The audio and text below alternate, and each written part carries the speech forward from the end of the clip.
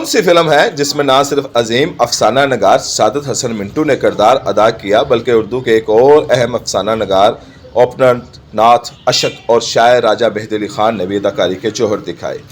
सिर्फ यही नहीं, इस फिल्म ने बॉलीवुड को पहली बार एक ऐसे पाटदार, खनकदार और सीली आवाज़ से रोशनास करवाया जो आज भी करोड़ों कानों में रस घोलती है। और आज इस मखनातीसी आवाज़ के मालिक के हवाले से आपको उनकी एक अहम उनकी ज़िंदगी के वाक़यात बताएंगे। इस फिल्म का नाम था 8 दिन। ये 1946 में नुमाइश के लिए पेश की गई। शायद आप सोच रहे हो कि इतने बड़े नामों की वजह से फिल्म ने खिड़की तोड़ कारोबार किया होगा, लेकिन हकीकत ये है कि अपने नाम की मुनासबत से ये फिल्म सिर्फ 8 दिन ही चलकर डब्बे में बंद हो गई, लेकिन इसका नाम आज भी जिंदा है। मैंने ऊपर जिस रसीली आवाज़ का जिक्र किया है वो किशोर कुमार की थी, जिन्होंने पहली बार इस फिल्म में सुर बिखेरे, लेकिन बात यहीं पर ख़त्म नहीं हो जाती। किशोर के अलावा मीना कपूर ने भी अपनी आवाज़ का जादू जगाया। मीना तो 1959 में अजीम मौसीकार अनिल बसवास से शादी करके बैठ गई, लेकिन किशोर तो एक अहद तक आवाज़ बनकर उभरे और अमर हो गए। 8 दिन के मौसीकार एस टी बर्मन थे। किशोर को मौज 3 मिसरे गाने को मिले, लेकिन एस टी बर्मन के साथ ये 3 सत्रों का सफ़र 3 दहाइयों तक फैल गया। 1948 में एक नौजवान देवानंद के लिए फिल्म जिद्दी में किशोर ने जस्बी की मशहूर गज़ल मरने की दवाएं क्यों मांगो लता के साथ पहला 2 गाना ये कौन आया रे में आवाज़ का जादू जगाया। इस फिल्म के मौसीकार खेमचंद प्रकाश थे। देवानंद और किशोर की जोड़ी बहुत चली, बल्कि एक तवील अरसे तक किशोर ने सिर्फ अपने लिए गाया या देवानंद के लिए। 1954 में एहसास हदायतकार विमल राय ने फिल्म नौकरी के मरकजी किरदार के लिए किशोर को चुना। सिलसिल चौधरी मौसीकार थे। एक दिन किशोर को भनक मिली कि सिलसिल चौधरी किशोर के लिए गुलकार हिम्मत कुमार की आवाज़ इस्तेमाल करना चाहते हैं। किशोर बागम भाग मोहन स्टूडियो पहुंचे और सिलसिल दादा से कहा, दादा जब मैं खुद गाता हूँ तो किसी दूसरे गुलकार को मंगवाने की ज़रूरत क्या है। सिलसिल दादा ने गौर से किशोर को देखते हुए कहा, अच्छा तुम भी गाते हो, मैंने तो कभी तुम्हारा कोई गीत सुना ही नहीं। किशोर ने कहा, हाथ कंगन को आरसी क्या, अभी सुन लीजिए, और फ़ौरन शुरू हो गए। सिलसिल चौधरी ने कहा, अरे भाई तुम्हें तो मौसीकी के लिए बेगा पता नहीं, चलो फुटो यहाँ से। अब तो किशोर के पाँव तले से ज़मीन से रिकने लगी। वो बागम बाग हदायतकार विमल राय के पास पहुंचे और अपनी पिपता बयान की कि मुझे तो अदाकारी का शौक़ नहीं, मैं तो फिल्मों में काम इसलिए करता हूँ ताकि अपने गीत गा सकूँ, और सिलसिल दादा मेरे लिए किसी और को गवा रहे हैं। विमलदार ने कहा, मैं अपनी फिल्म के मौसीकार के काम में टांग नहीं डालता, मेरा मौसीकार ही फैसला करता है कि म्यूज़िक रूम में क्या होगा। अब किशोर ने ज़िद्दी फिल्म के रिकॉर्ड लिए और दोबारा सिलसिल दादा के पास पहुंचा, कहा आप एक बार ये सुन लीजिए। सिलसिल दादा ने कहा चलो सुन लेते हैं, और बाद में कहा ये तो गानों पर बोझ है और आवाज़ में भी साफ़ नहीं है। किशोर ने गला साफ करते कहा, कोई बात नहीं, मैं भी खुद को आग तो सुना देता हूँ।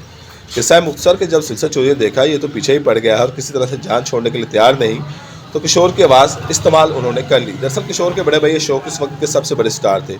अशोक की ख्वाहिश थी कि छोटा भाई अदाकार बने, लेकिन किशोर को अपने चेहरे से ज़्यादा आवाज़ पे एतबार था। अदाकारी के मैदान में किशोर एक के बाद एक नाकामी से दुचार थे। बतौर अदाकार इनकी 1946 से 1955 तक के दौरान 22 फिल्में आई, जिनमें से 16 फिल्में बुरी तरह पिट गई। 1964 में किशोर ने दूर कंगन की छाँव में नाम से एक फिल्म बनाने की ठानी। कहानी लिखी, मरकजी किरदार अदा किया, डायरेक्शन दी, मौसीकी तरतीब दी और एक गीत भी खुद लिखा। बॉलीवुड की तारीख में ऐसा हरफन मौला और कौन होगा। ये अलग बात की फिल्म बॉक्स ऑफिस पर मुंह के बल गिरी और किशोर के ख्वाब इसके मलबे तले सिसकने लगे। डिप्रेशन और एक ताहट ज़िंदगी में दर आई। एक तरफ मधुबाला से शादी पर ख़ानदान नाराज़ था और दूसरी तरफ मधुबाला की बीमारी और घरेलू झगड़े परेशानी का सबब थे। मुसलसल नाकामी से किशोर के दिल में तलखी पैदा होने लगी, लेकिन इन्हें हर हाल में कामयाब गुलकार बनना था। एस टी बर्मन के अलावा कोई मौसीकार किशोर पर एतमाद करने को तैयार ना था। हैरत है, तुषार ने अपने पूरे कैरियर में किशोर से सिर्फ एक गीत गवाया, और वो भी बहुत बाद 1974 में। मौज आशा के साथ 2 गाना, और 2 गाना भी ऐसा जो फिल्म में शामिल ही ना हो सका है। इस वक्त की कामयाब तरीक जोड़ी शंकर जयकिशन ने रफ़ी के साथ 341, जब किशोर से वाजबी किस्म के 105 गीत रिकॉर्ड करवाए गए। ओपी नैयर और किशोर का कुल सासा 42 गीत हैं, जबकि रफ़ी और नैयर के साथ 200 का हिस्सा भी अबूर कर चुके थे। रोशन और रफ़ी के 92 गीतों के मद्दे मुकाबल किशोर 8 तक महदूद है। ऐसी सूरत में बर्मन दादा के साथ चंद गीतों की कामयाबी किशोर का मन कैसे शांत करती। 23 साल मुसलसल जदोजहद के बाद हर महाज पर नाकामी किशोर का मुंह चढ़ा रही थी। लता और किशोर दोनों का जन्म एक साल में हुआ। 20 साल बाद 1949 में लता बरसात के साथ ही नंबर 1 के दर्जे पर जा पहुंची। किशोर को इस मुकाम तक पहुंचने के लिए मजीद 20 बरस का कष्ट काटना था।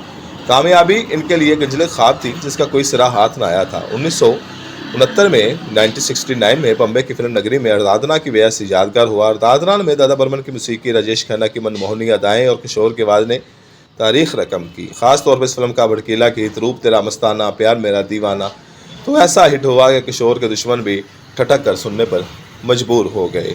आराधना के बाद किशोर ने कभी पलट कर न देखा। कल तक वो तमाम प्रोड्यूसर मौसीकार जो किशोर पर ताना सन थे, आप उनका दम भरने लगे। एक भीड़ थी जो किशोर की आवाज़ के लिए इनकी हर शर्त मानने को तैयार थी।